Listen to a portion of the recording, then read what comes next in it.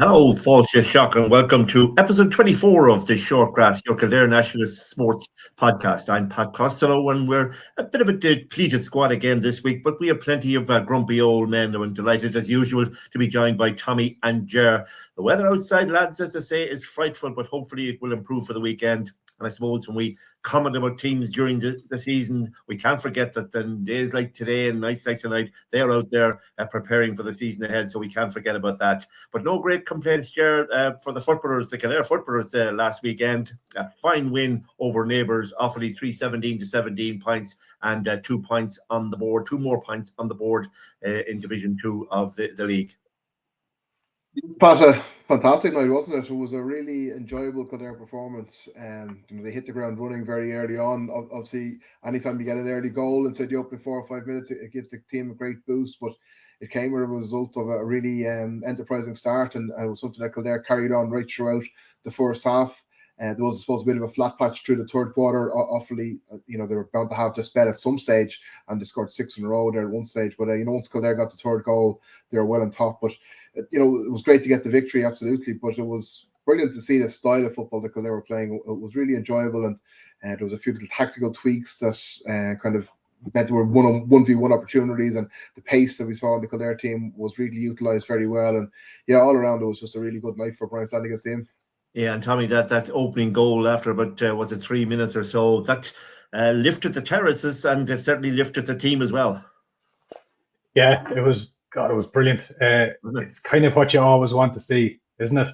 Mm-hmm. You just want to see that fast, like it was kick out, Mackie got the ball, kicked it forward, Alex picked it up, barreled his way through defenders and buried it. Kick, goal. Like, in fairness, that's the kind of goal you want to see.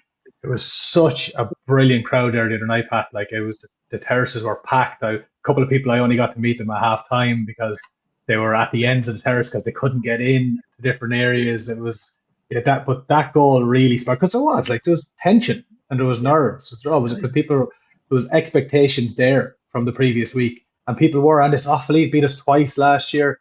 We know they're not afraid of us, and they had serious danger on that field. But the goal really kind of got the crowd properly into it, and it showed that we were able to cut them off. So it was great start. Yeah, and that tension, I suppose, was reflected in the players, because when I spoke to Callum Bolton afterwards, they had that idea of, look, we had a decent performance up in Tyrone, but typical of a Kildare team, we'd come down here and we wouldn't perform or underperform. But certainly the goal was the start of it, and then the goal before halftime. But there were some great scores in between all that as well, Ger. Yeah, absolutely. I thought it was really interesting, the tactic that Kildare employed. I kind of likened it to Mikel Arteta and Arsenal's corners on KFM when I was talking. Those build-up play out the field, and Kildare were massively overloading on the edge of the square. But rather than trying to do that in order to play a long ball into the square, it was more to create space out the field for the likes of a Ben Lokeman or Owen Cully to get into isolation situations with opposing defenders and being able to run at them 1v1. And Ben Lokeman in particular capitalised on that on a couple of occasions in the first half. So that's something that I'm sure we'll see more of it, because it seems to work very well, although obviously teams will be aware of that, I'm sure, and cotton on to that. But those sort of tactical tweaks worked really well. But then the direct ball as well, of course, that worked so well. And Alex Byrne was really pivotal, I thought, to a lot that Kildare did in the first half. He obviously missed a free late in the half that we won't mention. It was a dreadful 14-metre free and inexcusable really to miss. But as a target man in full forward, he was nigh on unstoppable on the night. He got a goal himself. He set up Owen Cully for his goal. He set up Sam Doran then in the second half as well. And when you have a target man in there, it's great. But Kevin Feely has utilised in that position as well, but Alex is so mobile in there as well. He's not just a big man at the edge of the square. He can move, he can run. He was a defender's nightmare, and I thought he was pivotal to a lot that Kildare did on Saturday. Yeah, Ger mentioned the bit of a dip just after half time, Tommy, and it was a dip, but it was a worry, because I'm sure people were saying, look, is this a Westmeath O'Byrne Cup final repeat? But it was your reaction to that dip that was probably most pleasing, and that turnover in the corner. I mean, Owen Lawler had no right to win either ball, when the ball he slapped down first of all, and then the chase to pick up the ball near the end line. But the way he set up the score for Mackie to pop the ball over the bar, that was a real turning point. I know we talk about goals being turning points, but that was certainly a real turning point. Yeah, that was God. The crowd really jumped in on that, didn't they? It was brilliant. Just that it's kind of. I'm glad that period happened at the start of the second half. It didn't happen in the middle of the half or near the end when things get nervy and things get hairy, because you're watching it, and in a way you're a little bit nervous, and you're thinking, "Jeez, we have to keep popping over these 2 pointers, and they're getting possession, and they're probably believing a little bit." But then you're thinking to yourself, right, here you are now, lads. What are you made of? You Yeah. showed it last week in a really difficult situation, coming back a couple of times to grab a brilliant draw. Let's see what you're made of now at home in front of a huge crowd, against Offaly, and they did, and they stepped up, and it was. I'm not going to say I was that I wasn't surprised, by it. Like, because again, I've spoken about the character of these players, and I wouldn't say there was any panic on the sideline or anything, but the players still believed in themselves. Like, they were better than Offaly. They wiped them out in the middle of the field. They wiped them out from their kickouts. As bad as Offaly's kickouts are clearly awful, that's a separate conversation. They were horrendous, but Kildare still mopped them out. And then when they got a grip on it again in the second half, you could see, like, that one Lawler thing was brilliant. It was just one example, and there were loads of interceptions. There were loads of, like, physically turning them over.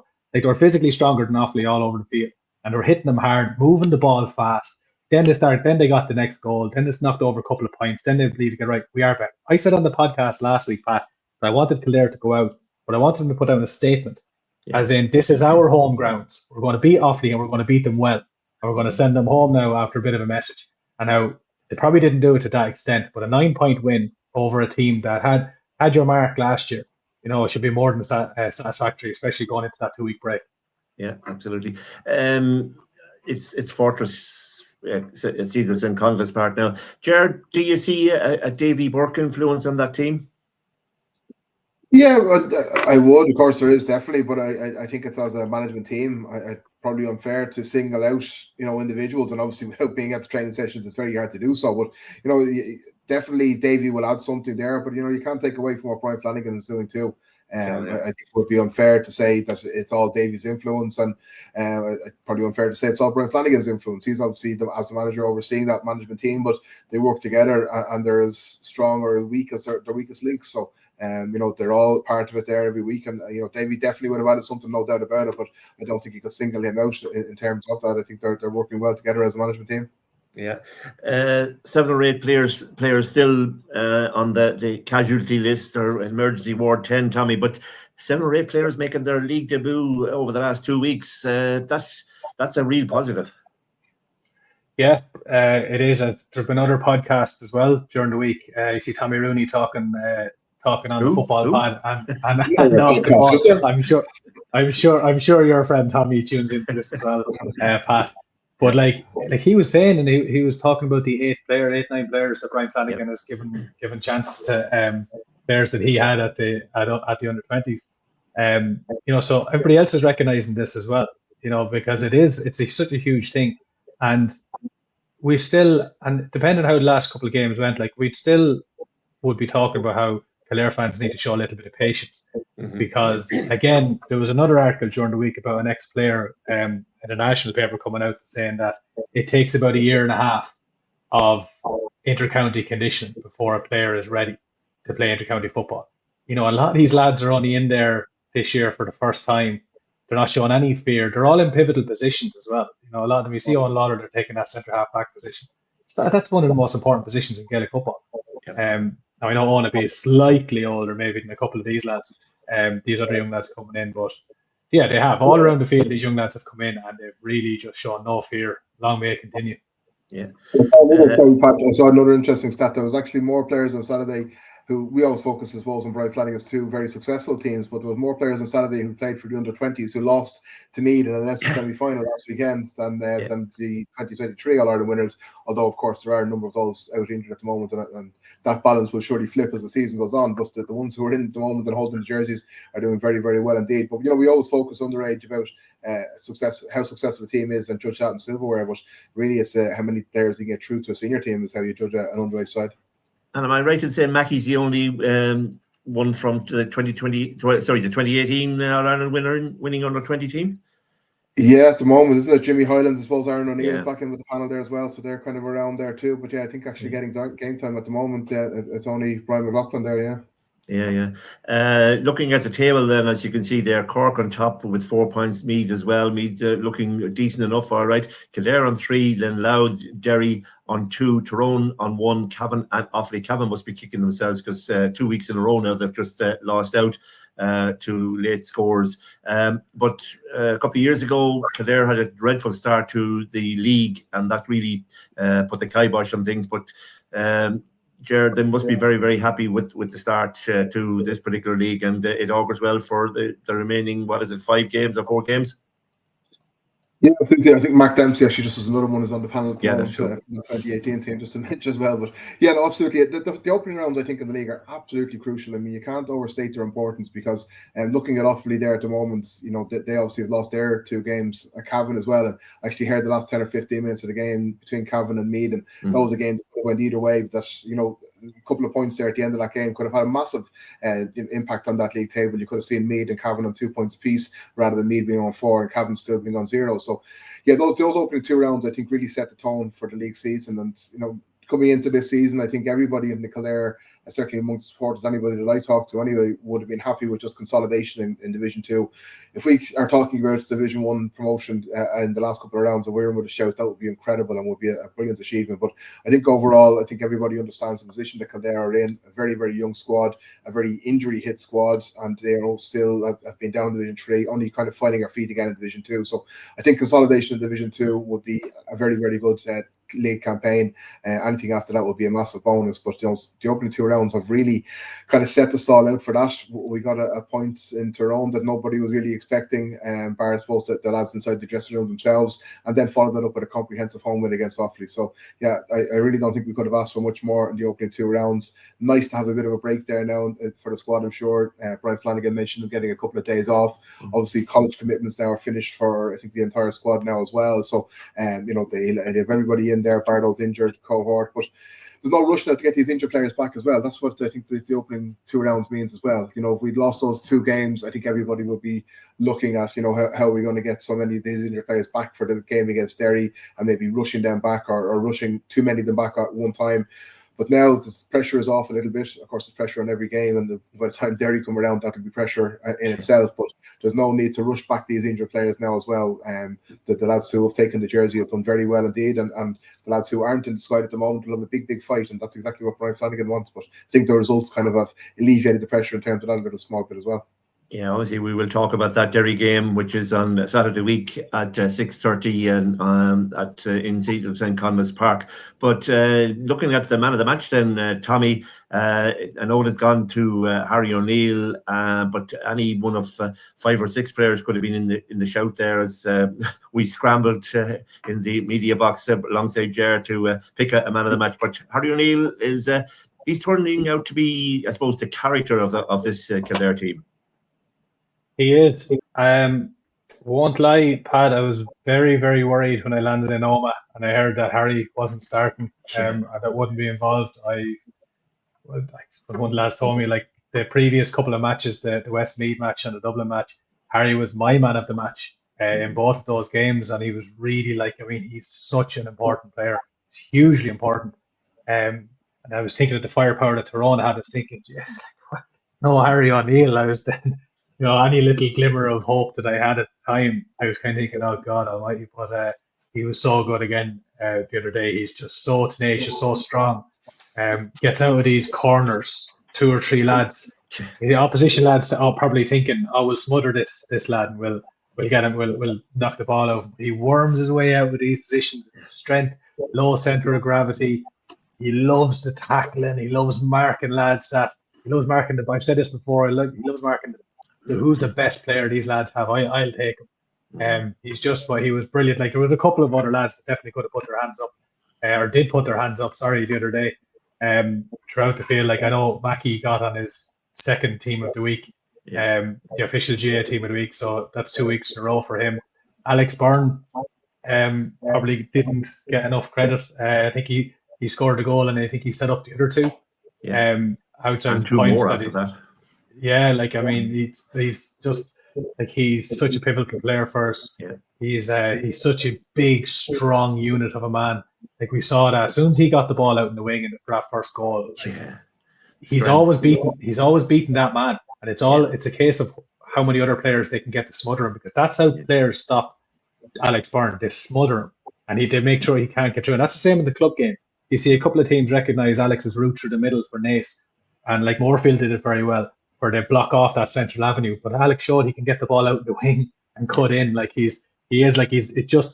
we know he had a very heavy strap on his quad or his hamstring, so we're kind of hoping now that as I said, he has a couple of weeks to kind of get back from it. But again, even Owen Lawler the other day, like we spoke about as well, was really good. James Harris was solid. Keane Burke's kickouts were very, very good at times.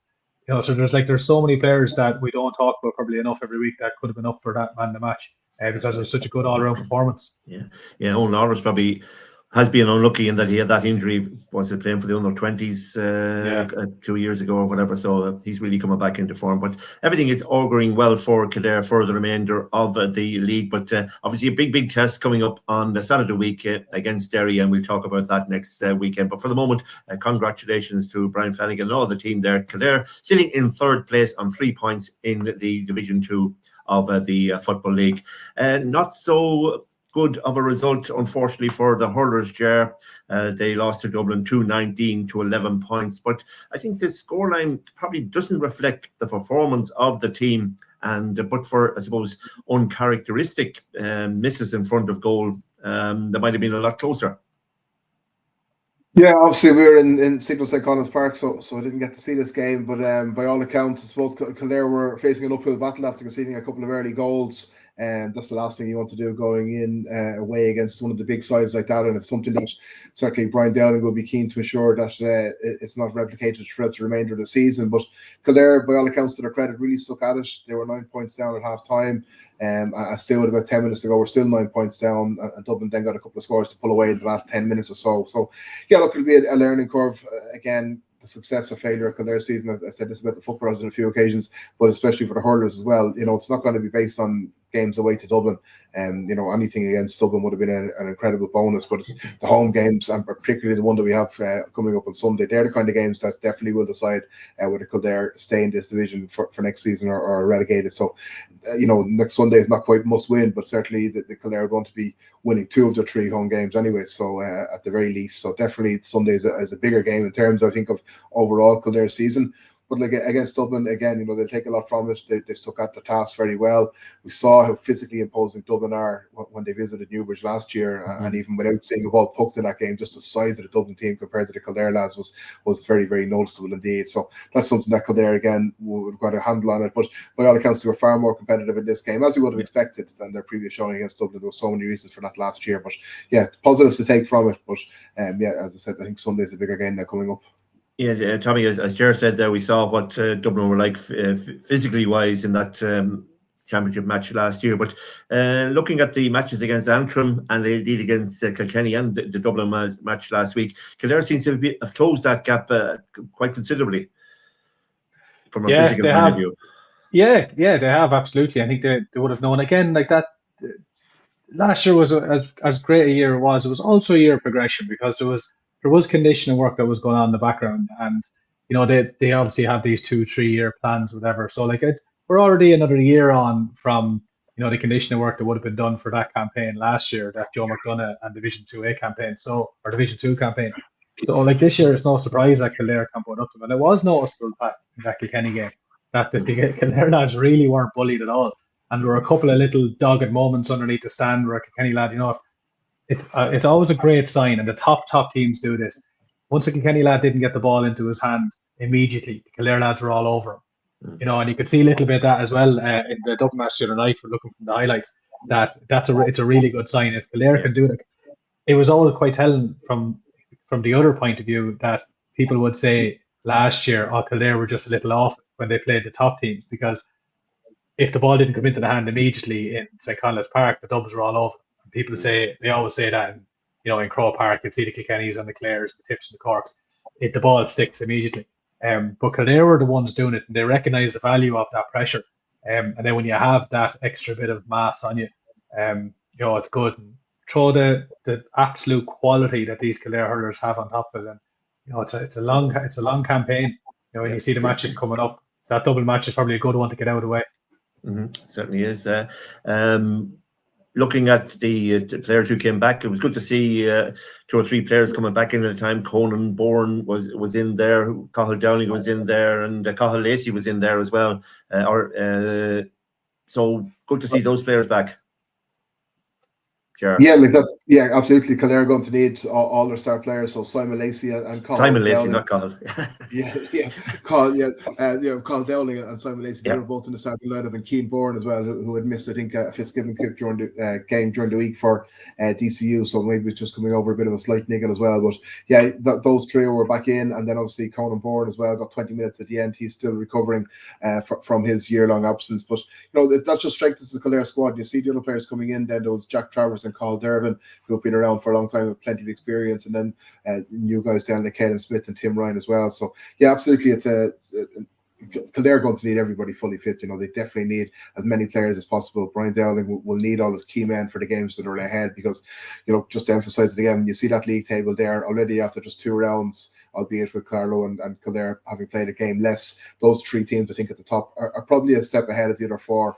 And I think Kildare, they will be looking at the games against those 3 teams, Antrim on Sunday, and then when the long trip to Paddycran, when that comes around, and the home game against Carlow. I think they're really the key games for Kildare in this group. And it's going to be great to welcome Clare to St. Conleth's Park in a couple of weeks for that Saturday evening game as well, and see a team of that calibre again at St. Conleth's Park. But it's the games like Sunday that Kildare would be really targeting if to have any sort of chance of staying in this division. Yeah, and Sunday obviously is a huge one against Antrim, Tommy, 2 o'clock in Cedar St. Conleth's Park, and really it's one that Kildare have to target. And I suppose when you're looking at that table there, they're targeting position number 4 as well, I suppose. Yep, no, you said it exactly. This is the one that would have been on their radars. They knew how difficult the match was against Dublin, even when it was moved back to the Saturday night and it was originally on the Sunday. But that Antrim match, with the Clare match in between, that trip, the Seamus trip to Ballycran, as they call it, because he loves heading up there. But these are the matches to target, and Antrim, Antrim they're no joke. Like they're a tough bit of stuff. And we saw as well, I think that Walsh Cup match as well. I think they both wanted a good crack at each other. This wasn't a kind of a throw out your second team kind of a job, So they both got a really good look at each other, and Antrim are the team that Kildare are obviously looking to overtake now that they've got into the Leinster Senior Championship. So Kildare need to prove that now, that they have overtaken them for a reason and that they're in there now. And that's why they should be targeting Antrim, Carlow and down. And it's as simple as that. If they can pick up 2 wins out of either of those 2 games, 3 preferably, you kind of, because you're going into that trip to Wexford Park on the last day of the season, like that's such a difficult, horrible trip. You don't know what Wexford will be chasing at that stage, so you kind of want your work done at that stage. So hopefully now we'll get a bit of a crowd in St. Conleth's Park to see the lads, because it's such a momentous occasion as well for that first home match in Division 1 of this campaign. So hopefully people will turn out and go to it, because these lads deserve all that support, and there's just some big games coming. Yeah, Joe, we heard Seamus on commentary on KFM on Saturday night. He was making some comments about the refereeing of the game. Is there a danger that Kildare might suffer from the fact that they're probably one of the minnows in the division, and that the so-called hurling counties will get the rub of the green from the referee? Yeah, that's the tale as old as time, isn't it? I mean, any sport, any code, the underdog always seems to get the raw edge of the deal in terms when it comes to refereeing decisions. And that, even the footballers down through the years going up against Dublin and Croke Park, you always felt that any 50-50 decision was always going to go the Dubs' way. And yeah, look, it's probably, without seeing the game again and without seeing those specific decisions, I could well imagine it. And it's probably something that Kildare will have to deal with. You'd hope that games that are more level from a outsider's point of view will perhaps be called a little bit differently, but yeah, I mean, it's the same as going to Old Trafford or Anfield down the years. You're never going to get a penalty in those situations if you're an Everton supporter. So it's tough as a Kildare fan going in against Dublin in Parnell Park to get anything. Certainly the footballers didn't get much against the footballers in Croke Park down through the years. And yeah, said without seeing the game, it's not hard to imagine that would be the case as well in Parnell Park. Yeah, it'll be interesting to see. Well, that match is on Sunday at 2 o'clock in Cedars in Connells Park, Kildare versus Antrim, and live on KFM radio with our own Seamus Dillon. It's a busy weekend for the Kildare manager Brian Downey, because he and the coach Richie Ruth, they're managing the St. Kieran's College team in the Corny Gould. That's the Leinster senior colleges or senior schools senior hurling final. That's in Nolan Park on Saturday. I think it's at 2 o'clock against local rivals, Kilkenny CBS, of course. The Kieran's are going to defend the Leinster title. So a busy weekend for the Kildare manager, Brian Dowling, he and Richie Ruth in charge of Kieran's College. We wish him the best of luck, as indeed we wish him the best of luck in the match against Antrim in St. Connells Park on Sunday at 2 p.m. and live on KFM radio, as I say. Ger, you and I were at the Tommy, you were there as well. I remember meeting you there. We were at the of course. Thanks There wouldn't be a terrace. There wouldn't be a terrace if you didn't have a Tommy. There wouldn't be a Tommy if you didn't have a terrace. Anyway, no luck for the Kildare ladies team. Well, probably unfortunate in some respects. They started very well in both halves, but certainly couldn't finish either half, and they lost out to Armagh on a scoreline of 13 points to 9. A good start, Ger, in each half, but just couldn't deliver at the end. Yeah, and it was a good start, to leave at 3 points to 1 and then 4 points to 2 in the first quarter, and Kildare had a good kind of verve about their attacking play at that stage, and were causing Armagh plenty of problems. And the wind wasn't hugely strong, but whatever breeze was there was behind Kildare in the first half as well. And they just kind of lost their way there midway through the half, and kind of finished out. I don't think they scored at all in the second quarter. And there was a lot of carrying the ball into contact, which allowed Armagh to turn an awful lot of ball out, or turn the ball over in the centre of the field. And then Armagh were attacking defence that was stretched and wide open. They weren't set defensively following those turnovers, and that led to a few scores for Armagh. So, yeah, disappointing the way the attacking kind of play tailed off. But I suppose it's a steep learning curve for somebody like Aoife Marnan, who we spoke about so glowingly last week after her incredible performance against Cork. But obviously, the Armagh setup were well aware of what she had done against Cork, because everywhere she went, she had Claudia McCambridge, who was a hugely experienced and extremely talented fullback. She followed Aoife everywhere, so it was very hard for Aoife to get into the game. And plus, she got an awful bang in the first half that meant she was off the field for the guts of 10 minutes, getting patched up as well. So she had to contend with all that, and this would be just a game and the learning process for Aoife, a very, very young player who's hugely talented, is going to be a great player for Kildare, hopefully for many years. But yeah, she just put a target on her back, I suppose, by playing so well against Cork. And then I suppose, when that happens, you're looking for the other forwards around Aoife to step up. And Kildare were a bit unfortunate, I think, as well in the second half, that they had a couple of goal opportunities that I'm not quite sure how stayed out. Maya Doyle's shot, particularly, that landed for Ruth Sargent, that anywhere else in the goal of Ruth's shot, it was going in the back of the net and hit the Armagh goalkeeper without even knowing what was going on. Really, it was an incredible passage of play to not see that ball go into the back of the net, and at a time that I think Kildare would have went back into the lead. And Kildare had a lovely spell there. They scored 3 points in a row in the second half. Molly Aspel as well added a bit of life to the side as well when she came in as a right wing forward, and she kicked a lovely score.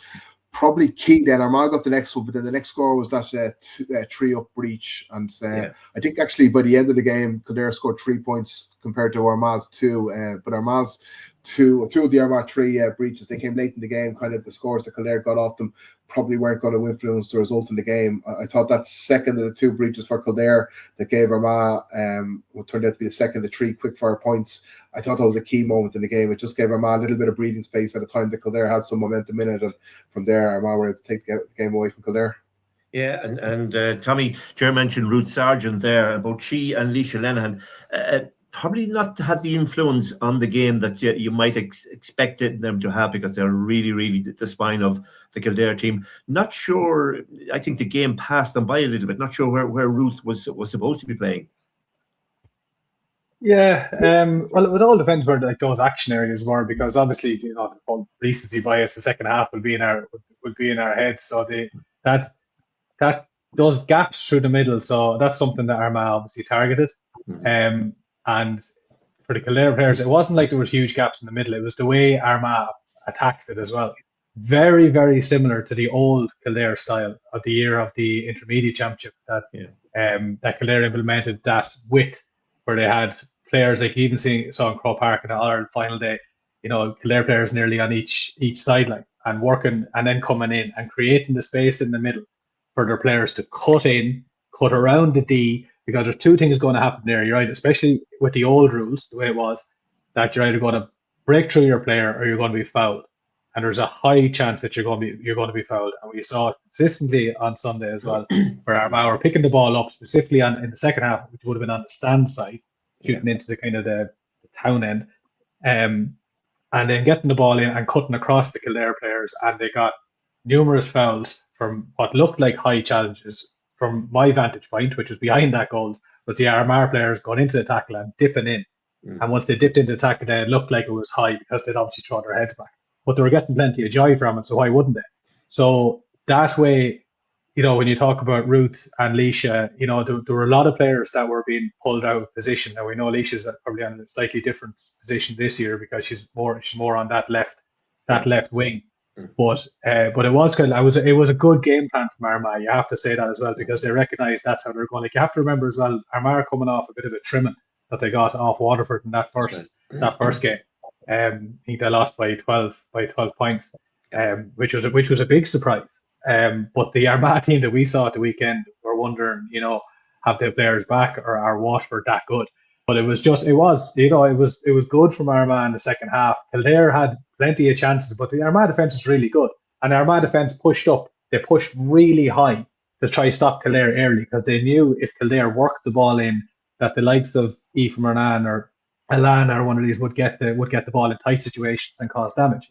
But they didn't get that, because Armagh pushed up quickly, stopped Kildare. Kildare found themselves passing around in their own half and slightly over the halfway line, passing across the field, getting swallowed up a little bit because the ball wasn't played forward quick enough, because they weren't allowed to do it. So you have to say, tactically, Armagh were very good. They approached the game understanding how Kildare wanted to play it, and they didn't let them play it on their terms. So there were a couple of things that annoyed me in the game from a refereeing point of view, because obviously it was the new rule. It was a game that, I'm having to look at the new rules properly for the first time. But the blown up Kildare players for over carrying the ball, and I see the Armagh defence were getting the benefit of the doubt in the first half, 7, 8, 9 steps coming out and not being blown up. So that inconsistency. But the big one for me was the tap and go. In that second half, Kildare got a few frees, tapped and go, and they were bumped immediately by the Armagh players. Yeah. And that has to be called up. And that's something that it happened. So that's a referee not missing something. That's a referee not implementing that rule, because it happened. And it happened, sorry, don't get me wrong, it happened from the Armagh side as well. Armagh tapped and go a few times and did get bumped by Kildare players. It wasn't brought up. But it happened too many times for Kildare players in the second half, and it checked the run of the player to stop a fast attack. And that isn't good enough, Pat, because that rule was brought in to speed up the game, and it stopped numerous Kildare attacks. Well, it certainly is a faster game. That's two games I've watched now. Obviously, I watched last weekend the Kildare Armagh game, and the previous week I watched Meath and Galway, and the speed of that game was fantastic as well. But I think Pat Sullivan referenced that tap and go is not, I suppose, not being properly refereed at this early stage of the new rules. Yeah, and look, I suppose there has to be a bit of a bedding in process for the referees as well. And I know it is a little bit strange when you see an Ulster referee coming down to referee a game between Kildare and Armagh. Not to cast aspersions on any referee, but I always find that a little bit strange when a referee would travel so far for a game in Kildare. But yeah, look, the referees are going to take a little bit of time to acclimatise to the rules, no more than the players will themselves. That's something that they'll have to be wary of, because it certainly was noticeable on Sunday. I know there's a review after this weekend's games coming. The third round, there's a break of a couple of weeks then before the fourth round, so there will be a review. It'll be interesting to see if any of the rules are tinkered with, or if there's any changes to them. But just the referees are supposed to have to be a little bit more wary of that sort of thing, and maybe that's something that just needs to be brought home to them. Yeah, it's certainly a strange division. Waterford are on top there with 6 points from 2 wins. Cork had a big win over who did they beat last week? Was it Galway? Galway, yeah. Meath had a win last week as well. As I said, I saw the Meath, the Galway game. Galway, looking forward to them, Tommy. Galway play Kildare, or Kildare play Galway this Sunday in Tuam Stadium. Galway look a very fast team, and certainly if you bring the ball into the tackle in defence, they'll turn you over. And then they have the likes of Kate Slevin, who scored a 2-pointer against Meath, one of the early 2-pointers in this year's competition. And they have the likes of the corner forwards as well, who look very, very, very lively. So Kildare will have to be on song on Sunday. Yeah, and that was no fluke from Slevin. No, that was no fluke, and she knew. I'd say now when this rule was implemented, she had that. And she said, "I'm going to hit this as soon as I can." If anybody gets a chance to watch it back, the LGFA socials have the highlights of, or they have the moments of the weekend. She got the ball, and there was only one thing in her mind. Yeah. Once she saw that bit of space, and it was an absolutely brilliant kick. So Kildare need to watch that, because that's not a once off. She'll try that. She will try that again, and she'll try it against Kildare if she gets it. So there are some teams that realistically, okay, they don't have it in their arsenal.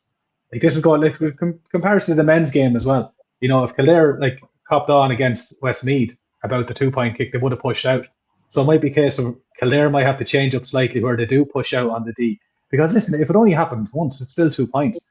But this could happen once or twice. Like, she has a serious boot on her, depending on the weather as well. Yeah. When you have accuracy, so it's just something small to look out with the weekend. But you're dead right. Very two similar teams as well, Pat, because of that pace, that breaking. Like some of these matches are going to be so good because this Kildare team have come on. As regards that, that speed of attack and that. So it's being streamed as well, Pat, I think, for anybody that can't. It is, it is. It's on Stream Sport, which is great to see, and there's a lot of these Kildare matches will be on telly, which is going to be great. It's going to be great for especially when you get a couple of really good local commentators to cover these matches. That you wouldn't be used to hearing off the radio. But no, listen, it's great. Hopefully now they can pick up something. There's some huge we were just looking at the hurlers before, and you're thinking, hey, looking at the Down game, look at the Antrim and Carlow game. Like, there's no looking at any game because these are all huge matches. Like last year, they would have targeted Tyrone a little bit towards the end of the league, if they hadn't expected to pick up other points. But now they're just all massive games. That point in the opening game could be huge, or the missed point in the opening game could be just as big. So fingers crossed for them anyway. We'll see how they get on. Missed 2 points in the opening game because obviously it's 3 points for a win. It's strange there to see Dublin down at the All-Ireland champions down at the foot of the table there. It is. Yeah, absolutely. I suppose it's obviously very early in the season, and I'm sure they get stronger as the season goes by. But yeah, absolutely, it's not something that you see at any level or any grade too often. The Dublin side struggling like that, but equally so, Waterford absolutely flying at the moment, and they backed up that brilliant win away to Armagh when they travelled out to the country. They had a win against Kerry then on Bank Holiday Monday as well, so they're going very well. But then obviously either side of those two teams, there's not much to choose at all. But as Tommy is saying, there's no easy touch in this division whatsoever. There's no even games that you can really kind of pick out. It's just Kildare going to have to give it absolutely everything and hope for the best. But even to have only one home game in the opening 4 rounds, it's very difficult for Kildare too. It's going to make it a real uphill task, but hopefully they'll be up to it.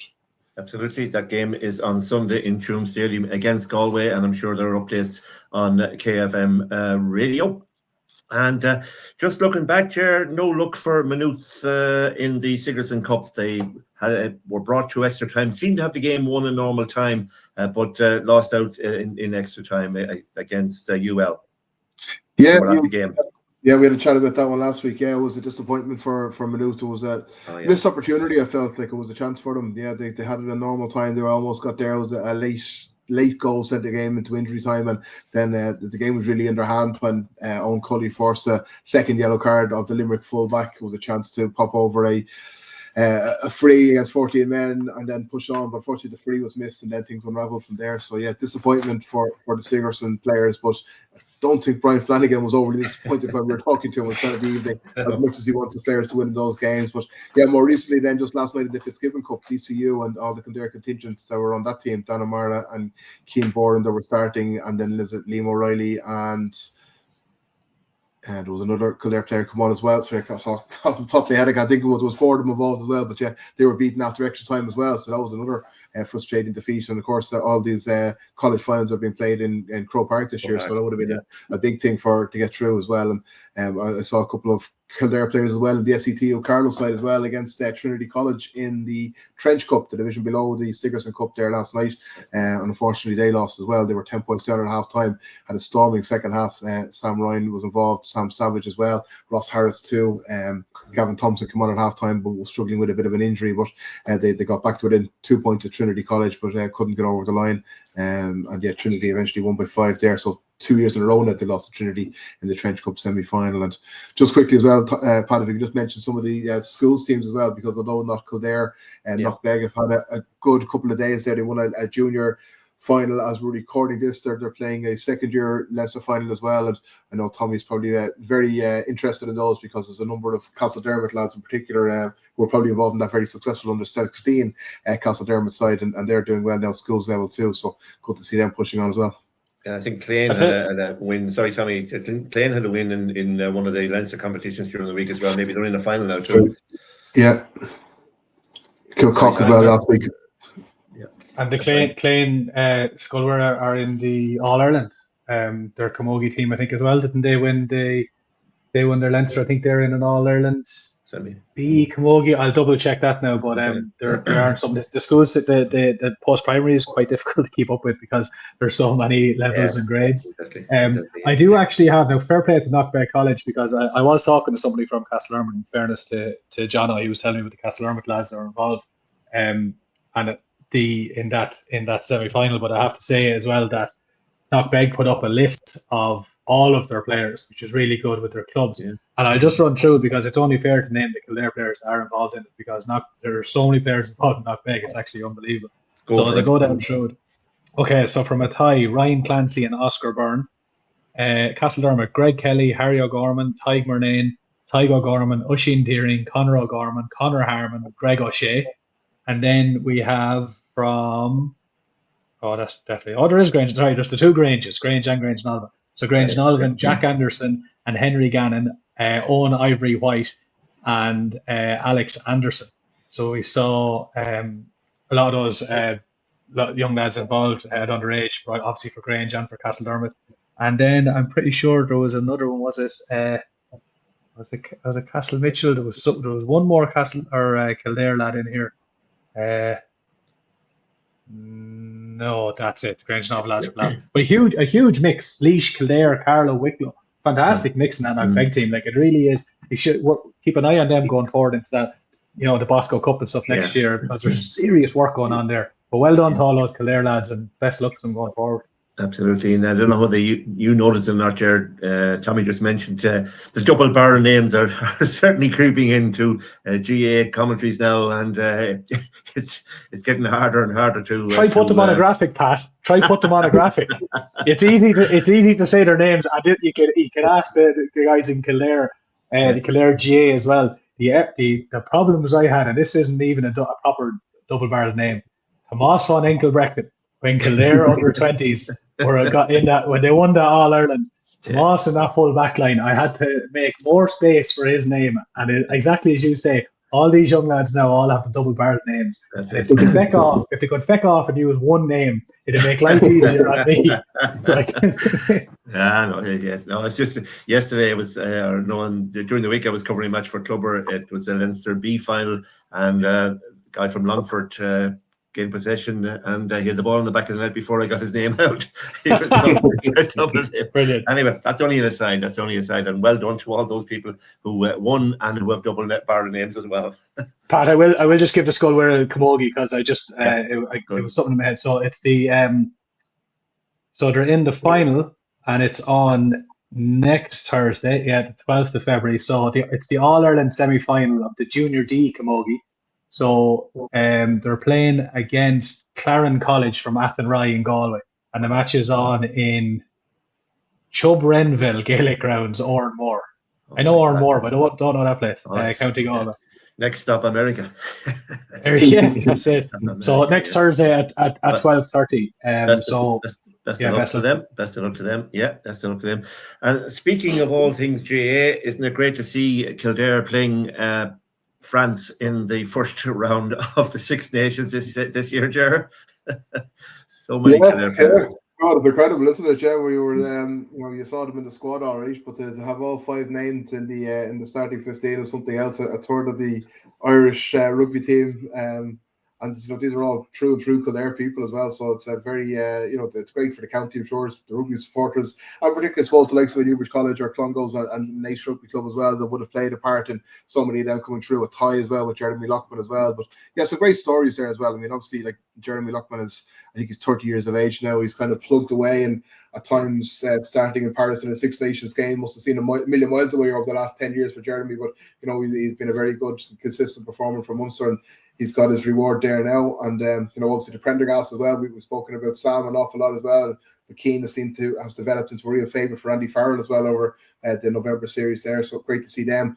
I think it's become the 57th pair of runners to feature in a test match for Ireland. So hugely proud moment for their family. And then, Jamie Osborne as well. He's had such a tough time with injury, and it's going to be interesting to see just exactly how much fit he is. I don't think he's played since picking up that injury so long ago, back in November there as well. So yeah, great to see him back in the team. And then Tyke Byrne is obviously kind of the star man. Tyke Byrne is, should say, not the Alex Byrne pronunciation of that name, is Tyke Byrne, but he's obviously one of the best players in the world and a key man for Ireland. But tough task tonight going in against France in Paris, I think. Absolutely. Tell me, what sort of a Kildare team would that be, with Osborne at right half back, the two Prendergasts at midfield, and you could have Tyke at full forward and Jeremy Lockman at top of the left? That'd be some Kildare team. Well, if sport in general wasn't as popular in this wonderful county of ours, we'd probably have multiple All-Irelands. And I'm dead serious when I say that, because the exports that we've sent over from to England for soccer, rugby players, athletics, different sports, like, we've really produced some serious athletes. And when people come around with that same crap that you hear from people in other counties every year, God, with the population size in Kildare should be doing this. I take great pleasure in listening out, the people that have come from Kildare in different sports. And then I throw the question back to them.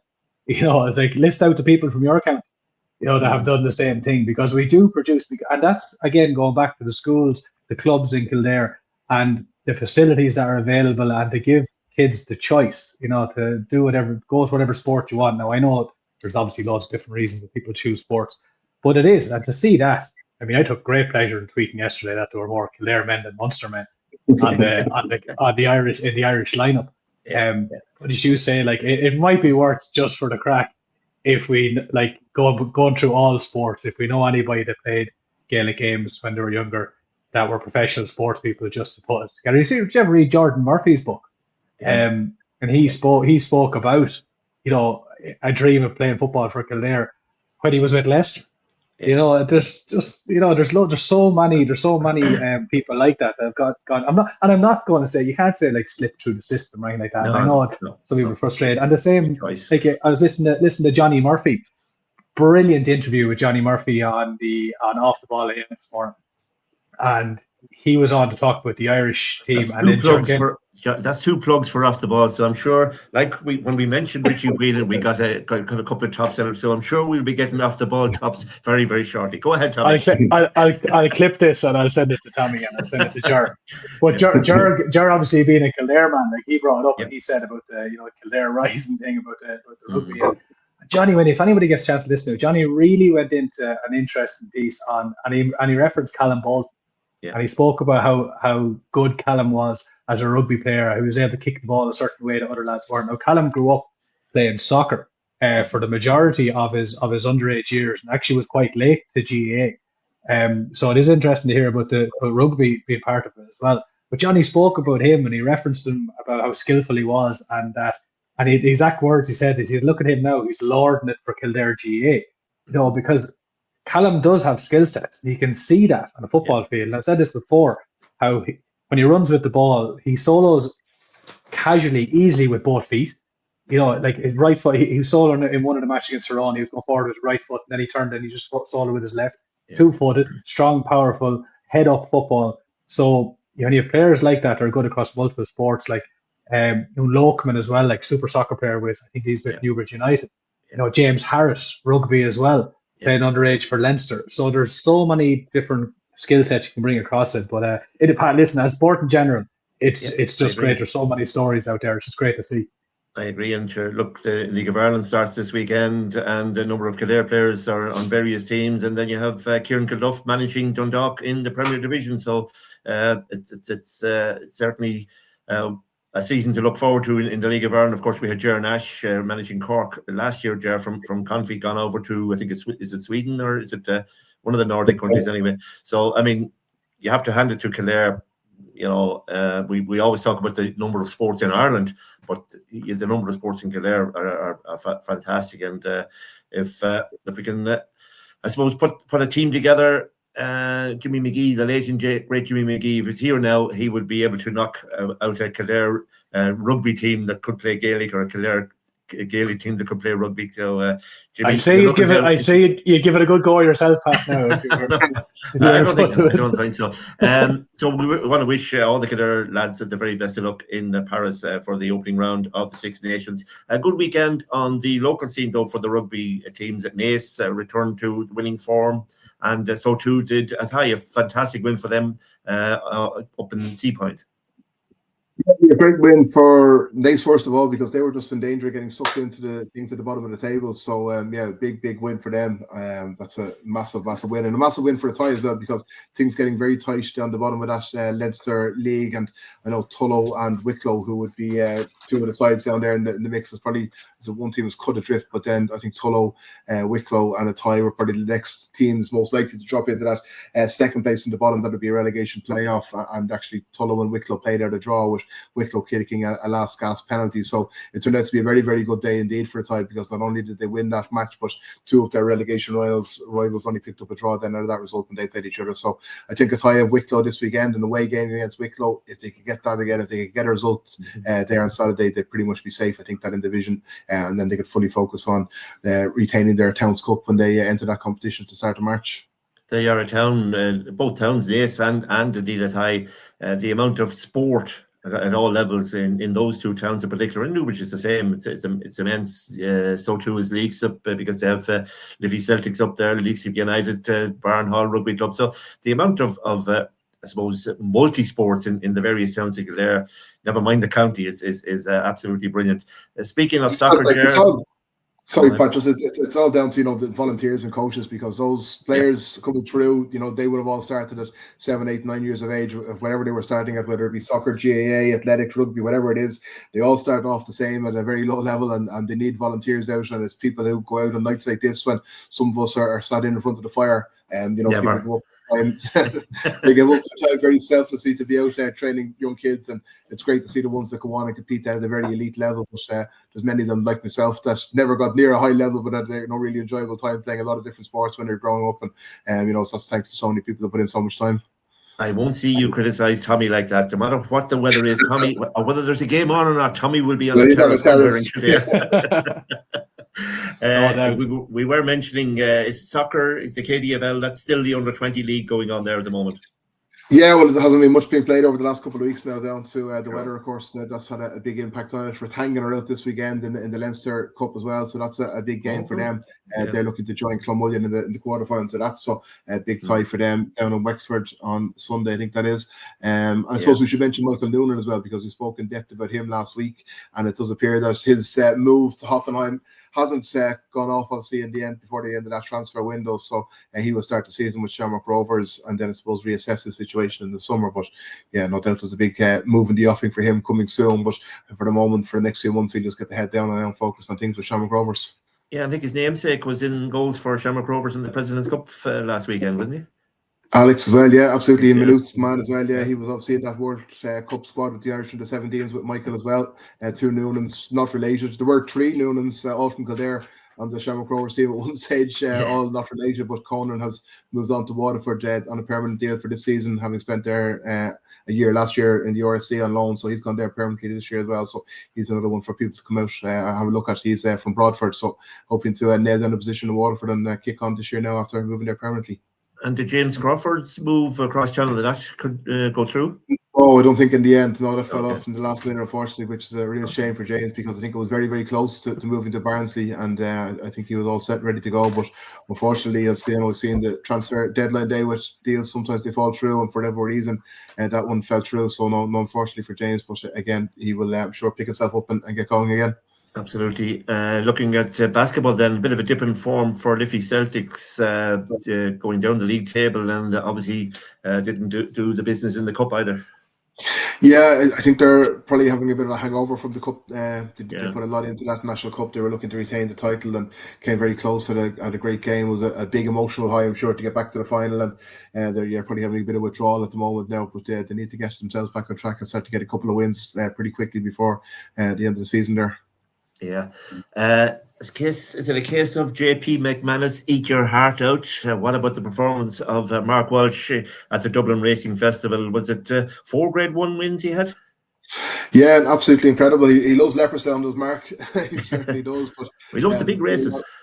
Yes, well, absolutely. But he's normally on a pretty good horse, in fairness. But it's a partnership. They need a horse, needs a good jockey as well, and Mark certainly is. And there was a lot of unfair commentary about Mark Walsh in the aftermath of the announcement that obviously Harry Cobden is going to step up as the number one for JP McManus next May, both in the UK and Ireland. So probably unfair pressure on Mark, because his record speaks for itself over the last 2 years, and to get 2 Grade 1 doubles back to back was incredible, and particularly then obviously the Gold Cup was a wonderful performance from Fact to File. And now I say I'd be shocked if it's not Mark Walsh on Fact to File in the Cheltenham Gold Cup in March, and probably going off as favoured, and a very good opportunity I think to follow up last year's success there with I Know Your Way You're Thinking with Fact to File, who looks a really, really promising Gold Cup horse for Cheltenham.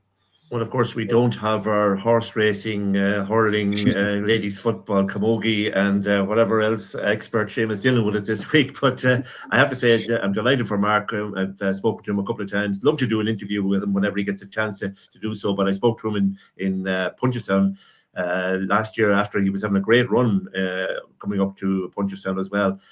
He's a very quiet, unassuming character, just gets on with the job, and it reminds me of a few years ago when Davy Russell was dropped by one Michael O'Leary. He went on to have a great career after that. So I think Mark Walsh, he's not done yet. There will be plenty more Mark Walsh in the number one enclosure very, very, very soon again. Yeah, he's very shy with the media, isn't he? Like, I think the one thing he doesn't like about winning horses is that Katie Walsh comes out from there and looking for a few words. He kind of doesn't like to have much of a media spotlight on him whatsoever. But yeah, that's inevitable after you get wins like he had at the weekend. So I'm sure he put up with that. But yeah, we had Seamus tipping up a couple of horses last week, and he was okay. We picked up I Know What You're Thinking. That's a horse that's certainly failed to fire after last year's Cheltenham Gold Cup success. But the other horse that Seamus mentioned, Ballyfad, was beaten by a nose hair, so we might get Seamus to do that more regularly again. He obviously had success at yesterday's chase tipping, but very, very close to another winner there last weekend as well. And this, what was the old saying? And still they gazed, and still the wonder grew that one small head could carry all he knew. That's our Seamus. That's aptly sums him up. We should have got him to give a tip for this week, even though he's not here. We missed a trick. We missed a trick there. The phantom tip, the phantom tip from Seamus. Well, we'll get people to keep their hands in their pockets for this week. Is it Nace on this weekend, isn't it? Saturday and Sunday. Yes, I think it's a Cheltenham sort of trials are on. So we wish them the best of luck. Punchestown was on this week. It was Punchestown, and that was actually moved from Monday to Wednesday due to the Leopardstown. That's right. The cancellation on the Saturday, and that card going to the Monday. Then Punchestown card was moved to Wednesday, and there was a few. So tips and stuff like that in those races for Cheltenham as well. Is that us done and dusted for this week, lads? Anything, Tommy? Any more insightful information from the terrace? We'll have to have a section here. Say Tommy from the terrace. No, well, the only report I have from terrace is how fantastic that crowd was. I said at the start of the show, it really, really was good. I hope that, because I was actually thinking that was the Offaly game at the start of the league. God, imagine what the Mead game is going to be like, and the Louth game at the end, because crowds gather and they build and they build and they build, and it was just brilliant. Tommy, you were on the terraces there. Sorry, was there a lot of people coming in late? Because looking at the time the national anthem, we stood up and got a proper look at the terraces, and there was a huge queue of people coming in at that stage, and still coming in maybe as long as 10 minutes into the game. So I don't know whether that's Kildare have to look at in terms of turnstiles, or is it the supporters themselves maybe have to forgo that last point to get across the road a little bit quicker? bit of both, Jar, to be honest, because it was an issue last year as well. Oh my God. It was an issue. It was an issue last year as well that there was big queues at the turnstiles. It was all the way back to that Galway match last year, the first match in Connacht, and unfortunately it has continued on. Now they try their best. They do open the turnstiles going into the left if you want to go to terrace, and then there are a couple of turnstiles open, obviously going into the stand. But I'd say open the whole lot of them now. I have seen them do that at big matches, but I just think now it is on supporters as well. And the people obviously need to get in ahead of the crowd. They need to realise there are going to be crowds. But people were still coming in for a long time. But either way, it was just a brilliant atmosphere. Pat, we have to say as well before we go that the motion to change the club championships is passed. We forgot about the club championships. Yeah, I think we might get Noel McKenna on maybe next week to have a chat about that. What do you think about that? Yeah, if we can get Noel on, we will. Or either way, we'll chat. Yeah. We'll chat amongst ourselves about it. We did speak about it last week, Pat. We stuck a couple of slides up, but now that it's confirmed, it'll be worth a more meaty conversation next week because it is quite interesting, and it'll be good to if we can get Noel on, that would be ideal. But if not, we'll throw out a bit of education ourselves. We'll just make sure people are well armed before the championship comes around. We'll get Noel on that. What feels like about 2 years. Now that we mentioned Kildare GA a few times, I expect we'll get tops from them very shortly as well. So this is, by the way, I'm told the unofficial attendance last Saturday night was 5,200. So that shows you how good it was. And I expect a big crowd at the Derry game as well. And hopefully we'll have a big crowd at the Antrim game on Sunday for the hurlers. So the weather is clearing, lads. Looking outside, the weather is clearing. We think we can go out and play again because that's all we have for this week. My time. Well, Pat, sorry, before you sign off, I'll be expecting into my mailbox early on Monday morning now for the first time this year as well. Say that again.